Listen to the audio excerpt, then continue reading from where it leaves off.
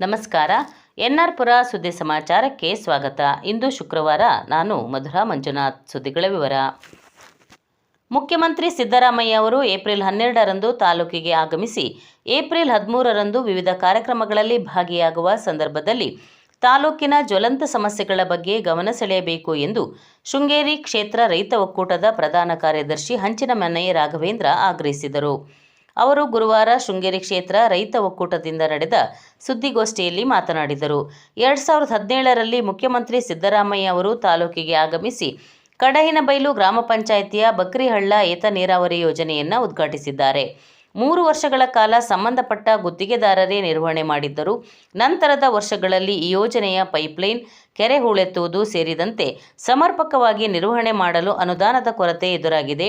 ಆದ್ದರಿಂದ ಕ್ಷೇತ್ರದ ಶಾಸಕರು ಮುಖ್ಯಮಂತ್ರಿಗಳ ಗಮನ ಸೆಳೆದು ಅನುದಾನ ಬಿಡುಗಡೆ ಮಾಡಿಸಬೇಕು ಎಂದು ಒತ್ತಾಯಿಸಿದರು. ಅಲ್ಲದೆ ತಾಲೂಕಿನ ಇನ್ನೊಂದು ಏತ ನೀರಾವರಿ ಯೋಜನೆಯಾದ ಹೊನ್ನೆಕೊಡಿಗೆ ಏತ ನೀರಾವರಿ ಯೋಜನೆ ನೆನೆಗುದಿಗೆ ಬಿದ್ದಿದೆ. 2004ರಲ್ಲಿ ಮಾಜಿ ಸಚಿವ ಡಿಎನ್ ಜೀವರಾಜ್ ಹೊನ್ನೆಕೊಡಿಗೆ ನೀರಾವರಿ ಯೋಜನೆಗೆ 4 ಕೋಟಿ ರೂಪಾಯಿ ಮಂಜೂರು ಮಾಡಿಸಿದ್ದರು. ಸಾಲೂರು ಗ್ರಾಮದಲ್ಲಿ ಜಾಕ್ವೆಲ್ ಕಾಮಗಾರಿ ಪೂರ್ಣಗೊಂಡಿದೆ. ಆದರೆ ಕಳೆದ 12 ವರ್ಷಗಳಿಂದ ಕಾಮಗಾರಿ ಮುಂದೆ ಹೋಗದೆ ಗ್ರಾಮ ಪಂಚಾಯಿತಿ ಹತ್ತಿರದಲ್ಲೇ ಟಿಸಿಗಳು, ಪೈಪ್ಗಳನ್ನು ಗುತ್ತಿಗೆದಾರರು ತಂದು ಹಾಕಿದ್ದು ಎಲ್ಲ ಪರಿಕರಗಳು ಹಾಳಾಗುತ್ತಿದೆ. ಕಾಮಗಾರಿಗೆ ಅರಣ್ಯ ಇಲಾಖೆಯ ಅನುಮತಿ ಸಿಕ್ಕಿದೆ. ಈ ಯೋಜನೆಗೆ ಪೂರ್ಣಗೊಳಿಸಲು ಮುಖ್ಯಮಂತ್ರಿಗಳ ಗಮನ ಸೆಳೆಯಬೇಕು ಎಂದು ಒತ್ತಾಯಿಸಿದರು. ಸುದ್ದಿಗೋಷ್ಠಿಯಲ್ಲಿ ಶೃಂಗೇರಿ ಕ್ಷೇತ್ರ ರೈತ ಒಕ್ಕೂಟದ ಪದಾಧಿಕಾರಿಗಳಾದ ಕಿಚ್ಚಬಿ ಪ್ರದೀಪ್, ಅಶೋಕ್ ನೀಲ್ವಾನಿ, ಅರುಣ್ ಜೈನ್, ಭೀಮ್ನರಿ ನಿಶಾಂತ್, ಸತೀಶ್ ಗದ್ದೆಮನೆ, ಕಿರಣ್ ಗುಬ್ಬಿಗ, ಪ್ರದೀಪ್ ನೀಲ್ವಾನಿ, ಸುಧಾಕರ್ ಭೀಮ್ನರಿ, ವಿಕಾಸ್ ಮಾವಿನಮನೆ, ಮುರಳೀಧರ್, ವಿಶ್ವನಾಥ್ ಫ್ಯಾನ್ಸ್ ಕ್ಲಬ್ ಅಧ್ಯಕ್ಷ ಮುರಳೀಧರ, ಸಚಿನ್ ಮೂಡ್ಬಾಗಿಲು ಇದ್ದರು.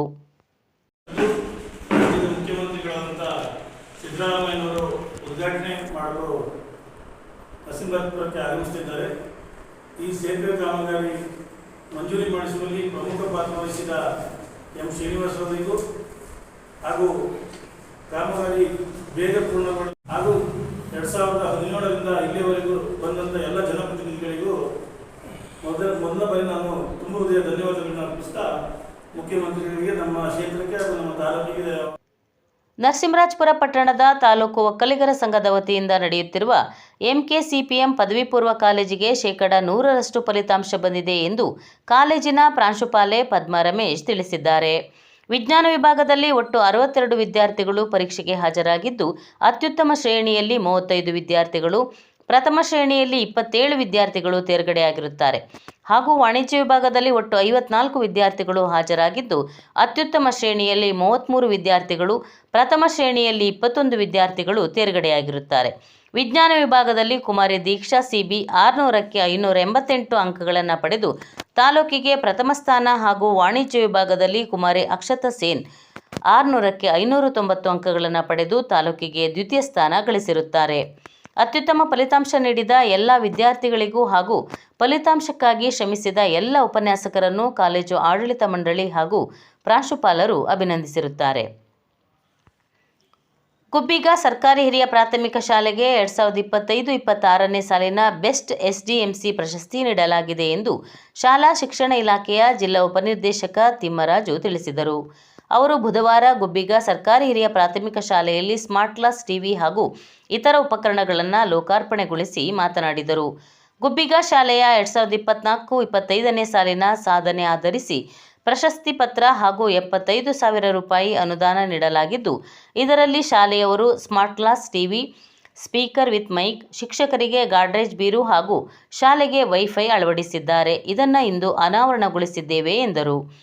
ಕ್ಷೇತ್ರ ಶಿಕ್ಷಣಾಧಿಕಾರಿ ಶಬಾನಾ ಅಂಜುಮ್ ಮಾತನಾಡಿ, ಗುಬ್ಬಿಗ ಶಾಲೆಯಲ್ಲಿ ಅತ್ಯುತ್ತಮ ಪ್ರವೇಶ ದ್ವಾರ, ಸುಸಜ್ಜಿತ ಗಾರ್ಡನ್, ಹೈಟೆಕ್ ಶೌಚಾಲಯ, ವಿಶ್ವಮಾನವ ಸಭಾಂಗಣ, ಶಾಲಾ ಆವರಣದಲ್ಲಿ 300 ಅಡಿಕೆ ಗಿಡದ ತೋಟ, ಧ್ವಜದ ಕಟ್ಟೆ, ಶಾಲೆಯಲ್ಲಿ ಪ್ರಿಂಟರ್ ಹಾಗೂ ಪ್ರೊಜೆಕ್ಟರ್ ಸಹ ಅಳವಡಿಸಲಾಗಿದ್ದು, ಶಾಲೆಯ ಮುಖ್ಯೋಪಾಧ್ಯಾಯ ಅಶೋಕ್, ಶಾಲಾ ಎಸ್ಟಿಎಂಸಿ ಅಧ್ಯಕ್ಷರು, ಶಾಲಾ ಹಳೆ ವಿದ್ಯಾರ್ಥಿ ಸಂಘದವರ ಕಾರ್ಯವೈಖರಿ ಉತ್ತಮವಾಗಿದೆ ಎಂದು ಮೆಚ್ಚುಗೆ ವ್ಯಕ್ತಪಡಿಸಿದರು.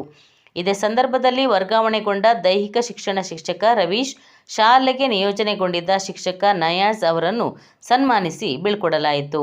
ಮುಖ್ಯ ಶಿಕ್ಷಕ ಎಇ ಅಶೋಕ್ ಅವರನ್ನು ಶಿಕ್ಷಕರ ಪರವಾಗಿ ಡಿಡಿಪಿಐ ಗೌರವಿಸಿದರು. ಸಭೆಯಲ್ಲಿ ತಾಲೂಕು ಪ್ರಾಥಮಿಕ ಶಾಲಾ ಶಿಕ್ಷಕರ ಸಂಘದ ಅಧ್ಯಕ್ಷ ಬಿ ನಂಜುಂಡಪ್ಪ, ಸಿಆರ್ಪಿ ಗಿರೀಶ್ ನಾಯ್ಕ್, ಸಹ ಶಿಕ್ಷಕರಾದ ಶೈನಿ, ರುಕ್ಸರ್ ಭಾನು, ಸುಭಾಷ್ ಉಪಸ್ಥಿತರಿದ್ದರು. ಚೆನ್ನಾಗಿರುತ್ತೆ, ಇಡೀ ಜಿಲ್ಲೆ ಚೆನ್ನಾಗಿರುತ್ತೆ, ಇಡೀ ರಾಜ್ಯ, ಇಡೀ ದೇಶ, ಇಡೀ ಭೂಮಿನೇ ಚೆನ್ನಾಗಿರುತ್ತೆ.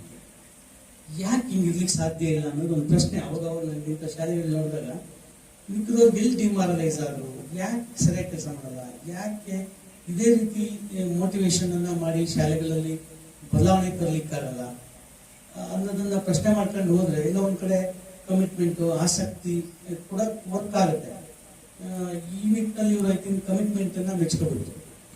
ಎಲ್ಲರೂ ಮಾಡಕ್ ಸಾಧ್ಯ ಇರೋ ಕೆಲಸನ ಮಾಡಲ್ಲ, ನಾವು ಮಾಡಕ್ ಅವಕಾಶನೇ ಆಗಲ್ಲ. ರೀಸನ್ ಏನು ಅಂದ್ರೆ ಆಸಕ್ತಿ ಇರಲ್ಲ.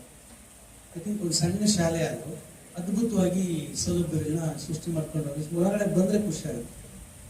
ಮಕ್ಕಳಿಗೆ ದಿನ ಬೆಳಿಗ್ಗೆ ಶಾಲೆಗೆ ಹೋಗ್ಬೇಕು ಅನಿಸ್ಬೇಕು. ಶಿಕ್ಷಕ ವಂದನೆಗಳು.